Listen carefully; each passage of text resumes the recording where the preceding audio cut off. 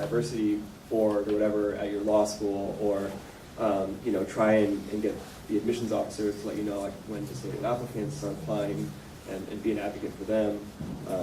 It's just a good way to kind of network and get into that kind of work. And having different experiences, not only just for them to see that you're doing different things and out there, but it also helps you to be able to say, how is it that you're going to be able to do the job? So transitioning from school to the workplace, the fact that being in meetings or writing reports or whatever it is that's involved in it, because it's very hard in an interview when they're just seeing, if you have a visible disability, they're just seeing all the things that they think that you can't do. So you really almost have to, show to them and explain how you can do it. And, oh, by the way, I have real world experience to tell you how I can do it. I can keep asking questions, but I'm curious if anybody... Can I address the point about the transition from school to workplace? Because this, my name is Josh Davidson. I'm a first-year associate at a small firm that handles complex litigation. And I've also been on the hiring committee for the associate that we added this year. And every application that came across the committee desk was a clerk. They were doing, a clerkship, federal or circuit clerks, and I didn't do a clerkship. I think I kind of wish I had in my second year, maybe out of law school. But it occurred to me that if the question is well, can you as a person with a disability actually succeed in the workplace? The thought was like, well, if we accept the premise that the public, that the government sector generally does a better job at providing accommodations to people because it's less competitive overall, then it seems that the judiciary is a good place for students with disabilities to make that transition to develop apply the assistive technologies that they're going to need, to complete the clerkship, to get a recommendation from their judge, and to enter the workforce with this, with this real world experience. And in a way, one of the strengths to that is that it's very conventional. It's a conventional path to private employment, whether or not you want to do plaintiff or defense side work. And it's also the conventional stepping stone into upper level, private sector or public sector positions. And I just think that, either because it's the student, hiring committees that don't, recommend students with disabilities follow that path, or, disabled attorneys aren't, advising their mentors to take that path. But I think that's something that's being overlooked.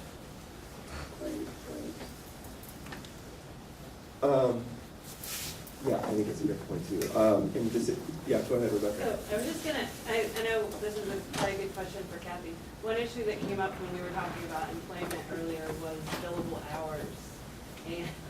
And if there's anything you can say to that, especially like if, you're needing time and a half and double time. It's hard. That was something that I was really worried about, that I wasn't pulling my weight, that was just taking me longer. These days, though, I really feel like I'm faster. I feel like I'm faster with drag and dictate, with people that, are just typing. It's so much that you can do, on the computer and books and other things. So it's more just putting in the hours. So I don't feel like it takes me longer with doing the work as I felt like it used to. But and people negotiate different hours expectations all the time. It's almost like you first have to get your foot in the door and prove yourself, because it's very hard to start off the conversation that way. It doesn't mean that you can't, and that's what the law is too. That that if they need to make an accommodation, and if it's figuring out a less billable hour requirement, and that happens to people all the time. But you do really have to kind of go out there and prove yourself is part of it too. One thing that I wanted to say about Bill Howard, having been at law firms, especially law firms in New York, my assumption, one of my mistakes is that in order to distinguish myself from the rest of the crowd and to prove myself, I really felt like I had to do everything for everybody. And, especially if I was worried that work was getting a little light, I kind of went overboard. One of the things that I think I learned in all of that is that, yes, billable hours are important, but probably if I had focused a lot more on, just sort of, developing my skills with clients, just trying to push for face time and communicate when I had time in front, or you have moments when you are performing for your boss, that you, focused on, projecting your in control qualities, your sort of part of the material, gravitas, as it were.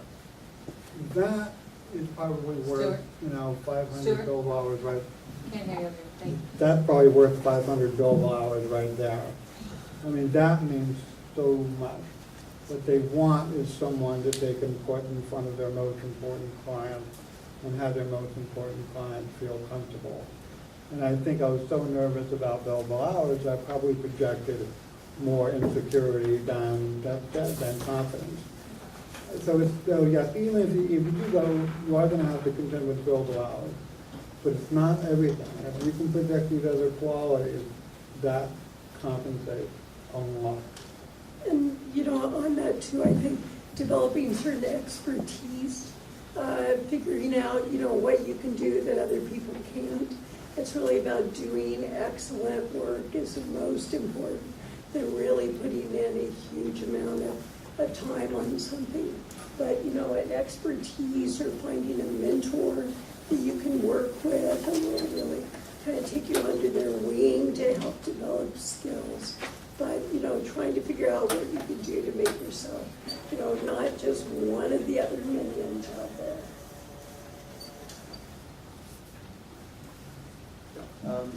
My name is Martin Poser, by the way. I'm a prospective law student right now. First, Susan, I want to really say how much I like what you said about the need for people who understand disabilities, because I feel like whether, even beyond the issue of disability, with racial discrimination, social discrimination, there seems to be a total dearth sometimes of people who want to look at society critically and really study disparate impact. And I feel that, all this, people talk about level playing fields, but in reality, we live in a country that there's not a, I grew up in Golden Gate Heights in San Francisco. I have friends that grew up in the Tenderloin, and you can't convince me that there's not something structurally wrong in our society. And so I want to thank you for that. And Stuart, I wanted to also thank you for what you said, because about the whole feeling because of your disability, you want to prove yourself and things like that.